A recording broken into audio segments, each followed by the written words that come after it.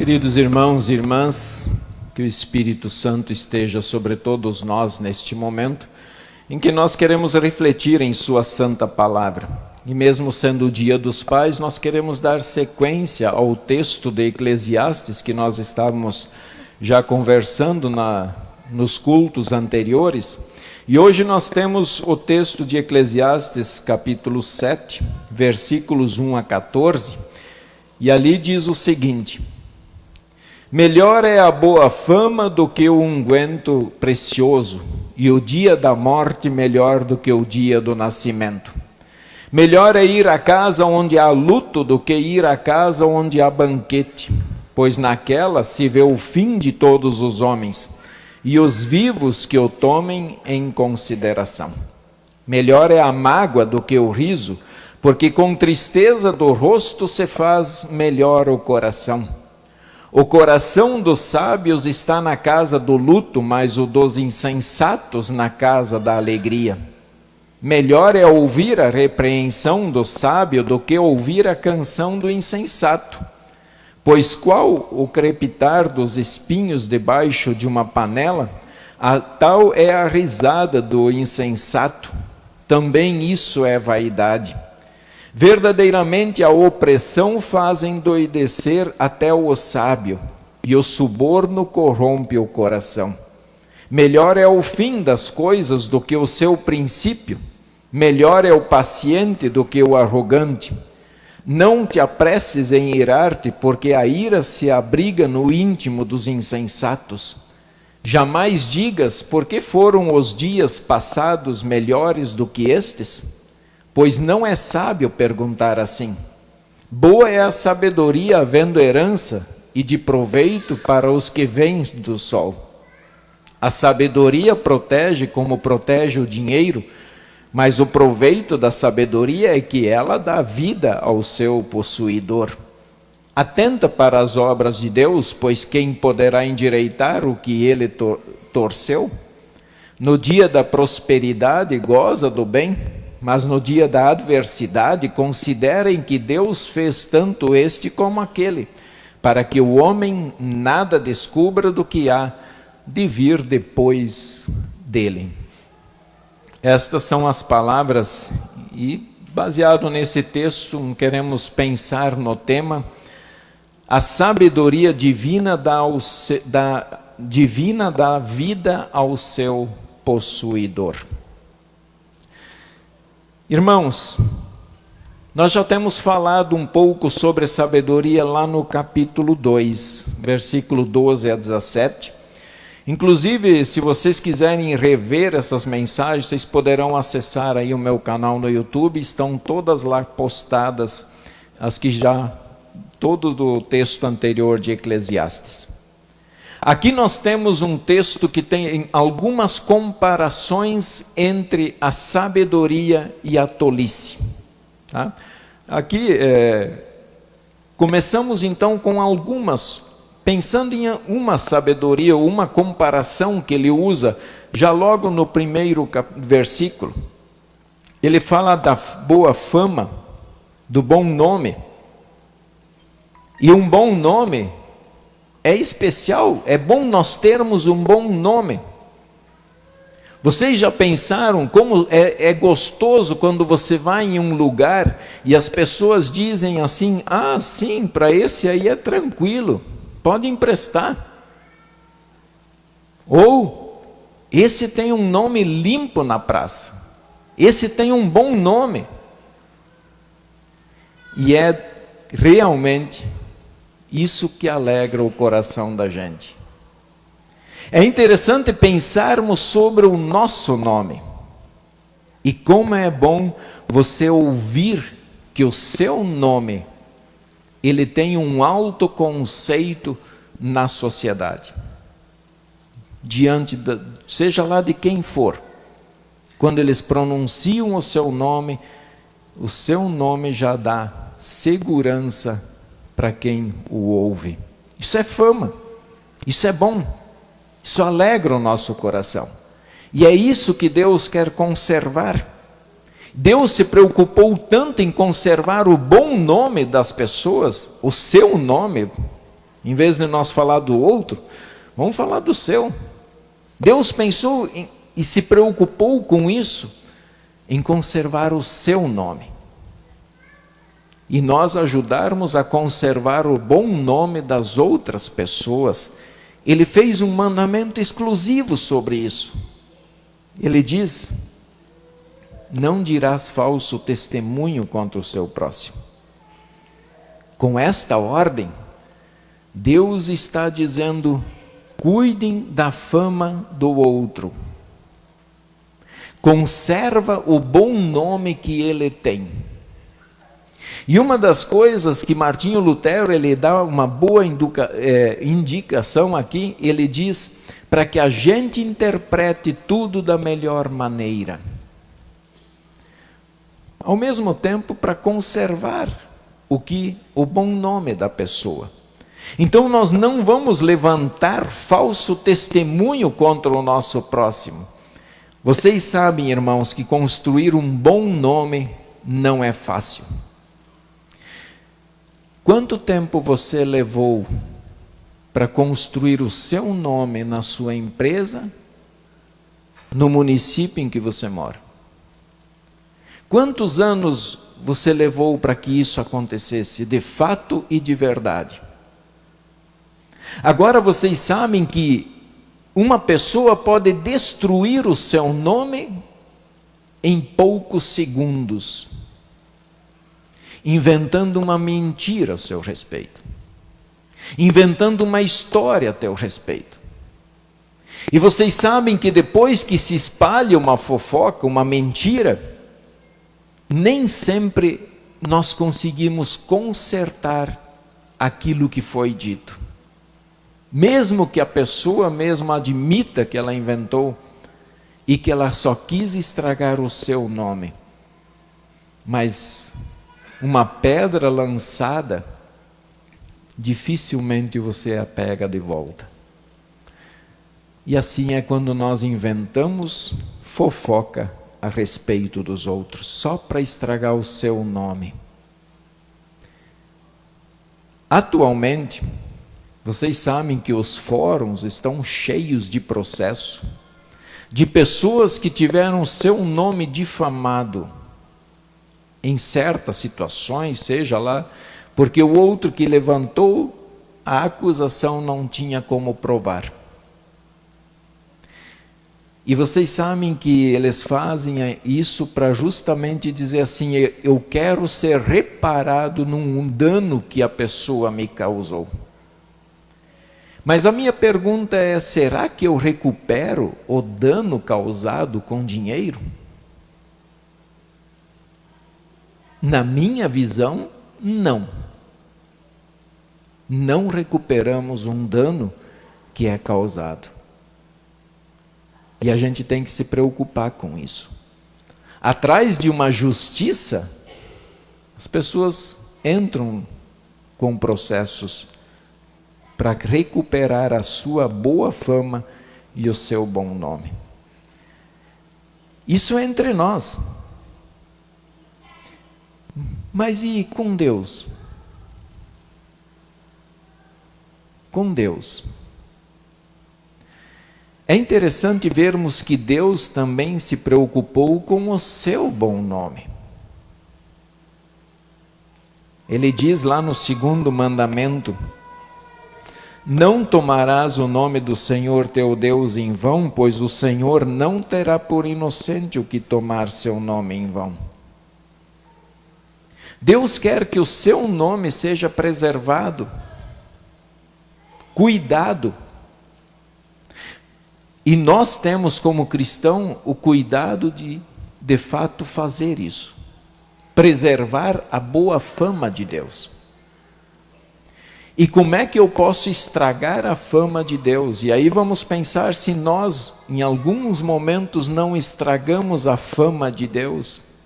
Falamos mal do seu nome. Quando Deus ele é invocado, como aconteceu em nosso culto agora há pouco, Ele quer que nós o invoquemos com fé e com reverência. Fé e reverência. fé no seu nome, porque o nome de Deus tem poder para agir em todas as situações da nossa vida. Brincar com o santo nome de Deus é brincar com fogo, gente. É brincar com fogo. Em algum momento você pode se queimar. E vocês sabem que brincar com fogo não é fácil. Como é que eu posso difamar o nome de Deus? Quando eu ensino de forma errada o que Ele pede para ensinar. Quando eu coloco a minha vontade sobre a vontade de Deus, eu estou difamando o nome do Senhor. Eu estou estragando o seu nome. Quando nós pecamos, nós estamos difamando o nome de Deus. E olha como é sério isso. Por que estamos difamando o nome de Deus quando pecamos? Porque as pessoas vão dizer assim: olha, ele ainda vai na igreja, ele ainda é pastor, ele ainda é um líder de sua congregação. Então as pessoas, por tabela, nós podemos estragar a boa fama de Deus. Tem cura para isso? Claro que tem. Claro que tem. Através do bom nome Jesus, aquele Jesus que foi pregado na cruz, através desse bom nome, Deus nos dá perdão e salvação. Diz o texto de Atos 4:12: e não há salvação em nenhum outro, porque debaixo do céu não existe nenhum outro nome dado entre os homens pelo qual importa que sejamos salvos. Nenhum outro nome. Então o homem que confia no homem para a sua salvação é maldito, diz a Escritura. Eu não posso confiar no homem para minha salvação. Até inclusive as pessoas acham que aquele texto se refere a tudo na vida. Não, eu preciso confiar em vocês. Para muitas coisas na vida nós temos que confiar nas pessoas, mas não para a salvação eterna. Se eu depositar a minha salvação em cima de um nome, do nome de vocês, certamente estarei perdido e condenado. Mas em Jesus não. Ali nós temos um bom nome para depositar o nosso coração. E o texto ele segue com uma comparação interessante. Ele diz: o dia da morte é melhor do que o dia do nascimento. Nossa! Falar em morte, quem gosta de falar em morte? E olha que o pregador ele diz que o dia da morte é melhor que o dia do nascimento. E aí quando nós paramos para analisar essas duas situações, então nós chegamos de fato a essa conclusão. Nós chegamos a esta conclusão. Talvez alguns dizem que o pregador estava totalmente pessimista com essa vida, estava desanimado, estava com depressão, mas não era bem assim. Ele podia ter os seus problemas emocionais também. Mas vamos analisar o que ele diz. Sempre no nascimento há uma grande festa. E aqui eu tenho certeza que se nós pedirmos para cada pai e mãe, o dia que nasceu o seu filho, o que você fez? Como você estava? Se não estava tremendamente feliz, se não foi uma expressão de você dizer: hoje é o dia mais feliz da minha vida, de você ver aquela pequena criança fruto de uma relação entre marido e mulher. Mas a gente sabe que não é bem assim. Existe uma parte do continente africano onde as pessoas choram nesse dia, quando nasce uma criança. Eles choram porque é um país de miséria. Eles sabem que nasceu mais uma criança e não tem o que oferecer para ela comer. Então eles choram. Mas pensando fora isso, nós também compreendemos o que o pregador está querendo dizer.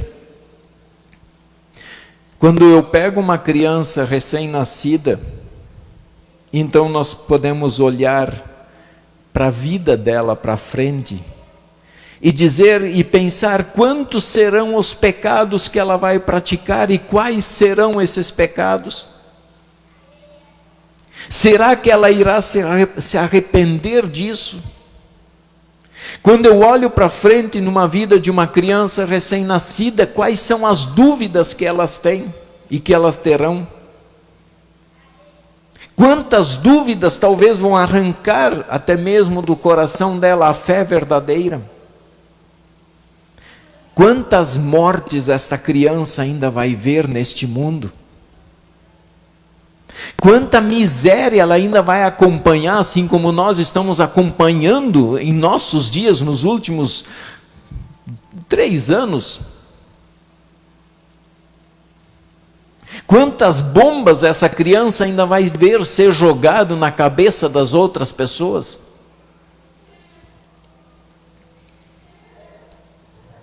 Quantas guerras ela terá que enfrentar contra o diabo, contra o mundo, contra a sua carne?